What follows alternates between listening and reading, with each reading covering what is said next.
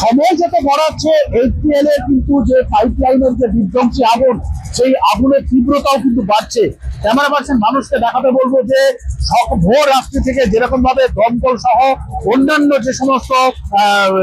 শিল্প সংস্থা রয়েছে, তার যারা ফায়ার এক্সপার্টরা রয়েছেন, তারা যেরকম ভাবে আগুন নেভানোর কাজ করছেন, সেই কাজে অন্তত ইতিমধ্যেই 15টি ইঞ্জিন সেখানে জল এবং ফোম দিয়ে আগুন নেভানোর চেষ্টা করছেন, কিন্তু সেই আগুন কিন্তু এখনো পর্যন্ত নিয়ন্ত্রণে আসেনি। আমরা দেখতেই পাচ্ছি যে এই সমস্ত যে ফায়ার ইঞ্জিন, সেই ইঞ্জিনগুলোতে জল শেষ হয়ে যাওয়ার পর শিল্প সংস্থার যে অন্যান্য যে শিল্প সংস্থা থেকে এরকম ভাবে ট্যাঙ্কে করে কিন্তু জল নিয়ে আসা হচ্ছে, তারপরে কিন্তু ফায়ার ইঞ্জিন গুলোতে সেখানে জল এরকম ভাবে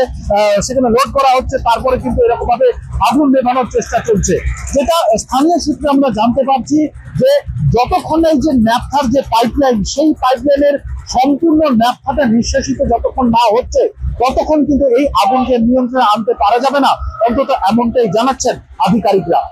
হলদিয়া থেকে ক্যামেরায় মানুষ জানার সঙ্গে বিটন চক্রবর্তী, এবিপি আনন্দ, পূর্ব মেদিনীপুর।